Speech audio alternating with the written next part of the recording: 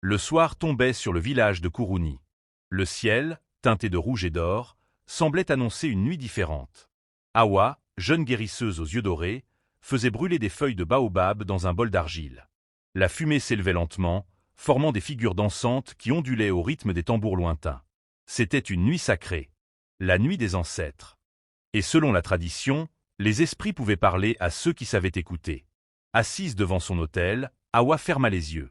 Son souffle se calma. Elle entra en transe. Soudain, la flamme du bol s'embrasa d'un bleu étrange. Une voix, douce mais grave, résonna dans son esprit. « Va, au-delà de la rivière noire. L'enfant t'attend. » Awa ouvrit brusquement les yeux, le cœur battant. Une sueur froide coulait sur son front. Elle regarda autour d'elle. Tout semblait normal. Mais quelque chose dans l'air avait changé. Elle courut voir sa grand-mère, Mamie Zéna, une femme âgée au regard perçant, assise sous le vieux fromager sacré. « Mamie, j'ai vu quelque chose. Un enfant. Il m'appelait. Il était dans la forêt d'ébène. » Un silence lourd suivit ces mots. Mamie Zéna baissa la tête. « Tu as hérité de la vision. Alors l'heure est proche. Mais écoute-moi bien, Awa. Ce que tu as vu n'est pas un rêve. C'est un appel. Mais chaque appel a un prix. » Awa déglutit. « Je dois y aller. » Mamie Zéna soupira, puis sortit de sa tunique un collier en dents de lion, enroulé de fil rouge. « Ce collier te protégera. Prends aussi la calebasse des esprits. Et n'oublie jamais, dans la forêt d'ébène, tout ce que tu crois savoir devient mensonge. » À l'aube, Awa quitta le village en silence, enveloppé dans un pagne tissé de symboles anciens. Autour de son cou brillait le collier de dents de lion, et dans ses mains, la calebasse sacrée, peinte de motifs rouge sang. Le sentier menant à la rivière Noire n'était plus emprunté depuis des générations. Même les chasseurs les plus téméraires n'osaient plus s'y aventurer. On disait que la végétation y chuchotait des secrets oubliés, et que les oiseaux refusaient d'y chanter. Awa marchait, son regard déterminé, mais son cœur battait avec violence. La lumière du soleil semblait filtrer, comme si le ciel lui-même hésitait à pénétrer ce territoire. Après plusieurs heures, elle arriva au bord de la rivière Noire. L'eau était immobile, plus sombre que la nuit, comme une surface de verre en deuil. Aucune grenouille, aucun insecte, aucun son. Elle s'agenouilla, murmura une prière aux ancêtres, puis trempa la calebasse dans l'eau. Instantanément, des volutes violettes s'en échappèrent. La calebasse vibra légèrement entre ses mains. C'est alors qu'elle le vit.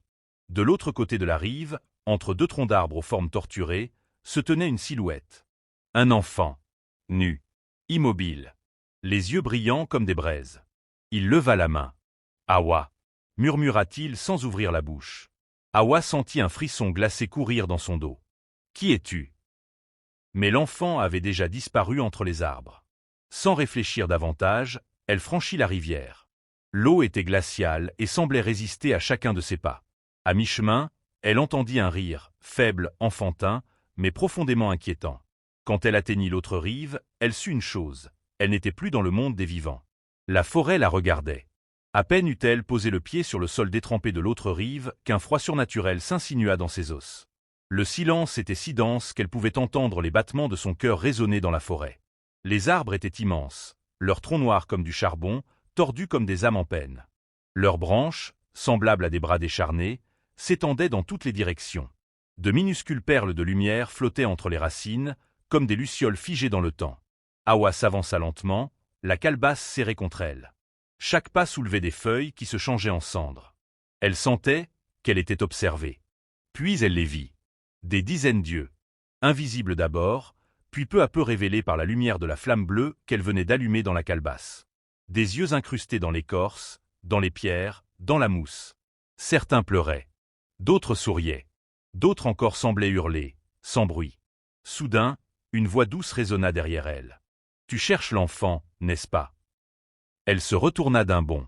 Une femme se tenait là, vêtue d'un pagne translucide comme le brouillard, ses pieds ne touchant pas le sol. Sa peau brillait d'un éclat lunaire, et ses yeux étaient vides. « Qui es-tu » demanda Awa, méfiante. « Je suis celle qui veille sur les âmes perdues.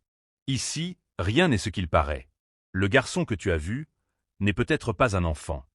Il m'a appelé. Il a besoin d'aide. » La femme fantomatique secoua lentement la tête. « Ou peut-être est-ce toi qui as été appelé, pour une toute autre raison. » Et dans un souffle, elle disparut, ne laissant derrière elle qu'un collier identique à celui d'Awa, mais brisé. Hawa ramassa le collier brisé. Les dents de lion, noircies par le temps, vibraient légèrement dans sa paume.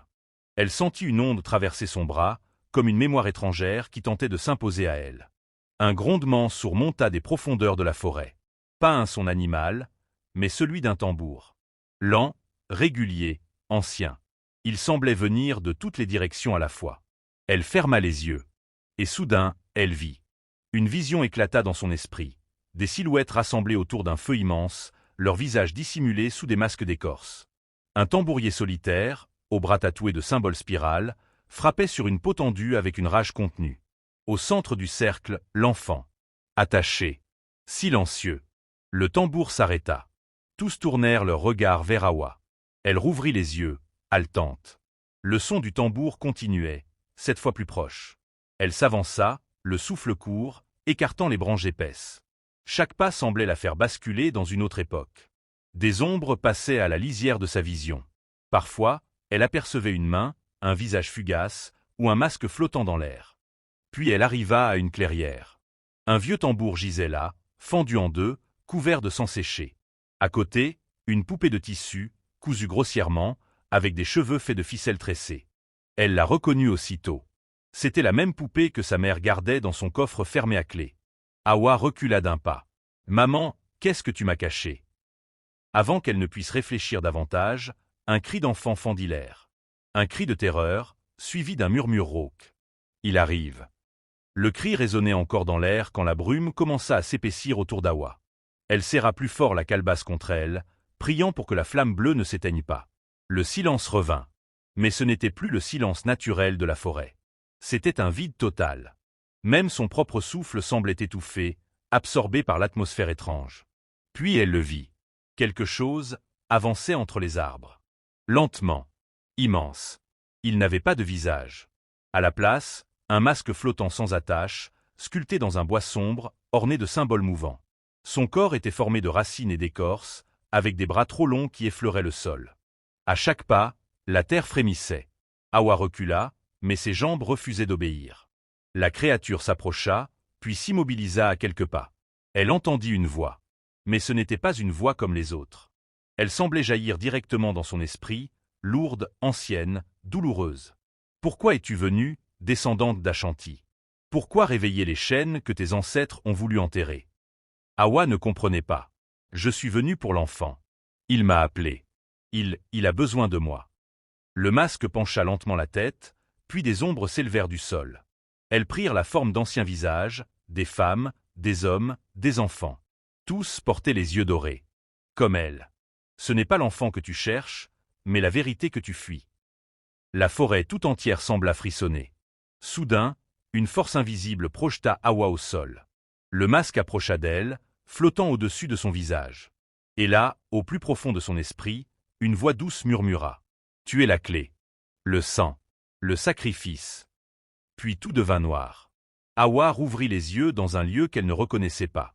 Un cercle de pierres dressées l'entourait, chacune gravée d'un symbole ancien, pulsant d'une faible lumière rouge. Au centre, elle était allongée sur une dalle de pierre, froide comme la mort. Autour d'elle, des murmures. Des voix entremêlées, résonnant dans une langue oubliée. Elle se redressa lentement, le cœur battant. Ses mains tremblaient. Sur sa paume, une entaille fraîche dessinait un étrange motif en forme de spirale. La calebasse n'était plus là. Mais quelque chose d'autre était à ses pieds.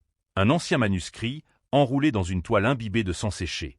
Lorsqu'elle le déplia, les symboles lui parurent d'abord illisibles, jusqu'à ce qu'il se réarrange, comme s'il reconnaissait son regard. Le titre, « Chronique des enfants perdus ». Elle lut. Lorsque l'éclipse marquera le ciel, l'héritière au sang d'or pénétrera la forêt. Et dans l'ombre, l'enfant la guidera vers la source. Mais elle devra choisir. L'oubli ou la vérité. Le sang ou la paix. Hawa sentit une larme couler sur sa joue. Son sang, son lien, ce n'était pas un hasard. Tout était lié à sa lignée. Sa mère, ses ancêtres, ce que le village avait toujours caché. Soudain, un vent violent balaya la clairière. Les pierres tremblèrent. Le sol s'ouvrit sous ses pieds. Et dans l'abîme, elle le vit à nouveau. L'enfant, debout au bord du gouffre, tendant la main vers elle. « Viens, Hawa, il est temps. » Et sans réfléchir, elle sauta. Mais il n'y avait ni vent, ni sensation de vitesse. Juste une descente lente, irréelle, comme si le monde lui-même la retenait, l'enveloppait. Autour d'elle, les ténèbres étaient parsemées de lueurs rouges et dorées, comme des étoiles mortes. Des visages apparaissaient, flottaient un instant, puis disparaissaient dans l'ombre. Puis, lentement, ses pieds touchèrent le sol. Elle se trouvait dans une immense caverne, au plafond aussi aucun ciel nocturne. Des racines gigantesques descendaient depuis les hauteurs, baignées d'une lumière rougeoyante.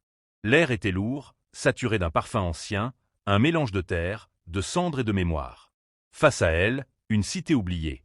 Des bâtiments sculptés à même la roche, tous ornés de fresques représentant des femmes aux yeux dorés, entourées d'enfants, de créatures, de symboles en feu.